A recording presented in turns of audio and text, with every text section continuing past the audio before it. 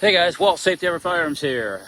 I have purchased one of the AP51s that Century Arms is importing from MKE, and I did a little video on it when I first got it, and I had people ask me what makes this a semi-auto.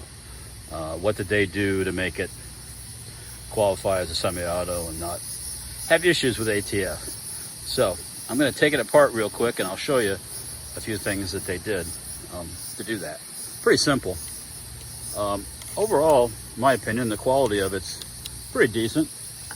As you can see, the pins popped out pretty easy with my hands. I didn't have to beat them out with a punch or anything, which is always a good thing.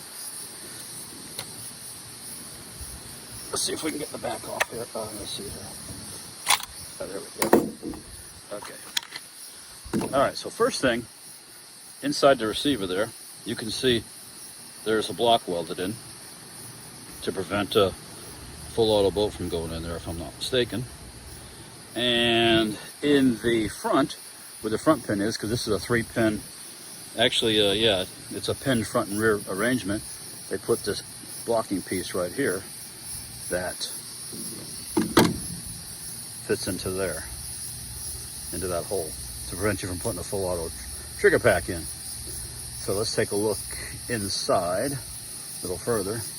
Let's pull this apart here.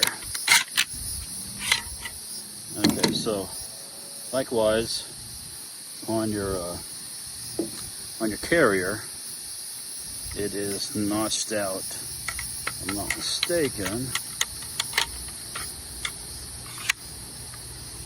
Just back here a little bit. There we go. And you can see the blocking piece in there and how it comes into play with the bolt carrier itself.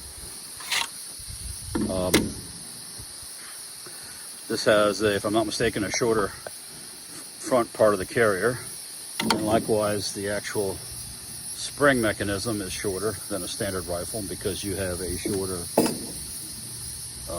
barrel and a cocking tube in the front. So that's part of it. Oh, part of it falling out there. Like I said, I've mentioned this here, and then I mentioned that back there.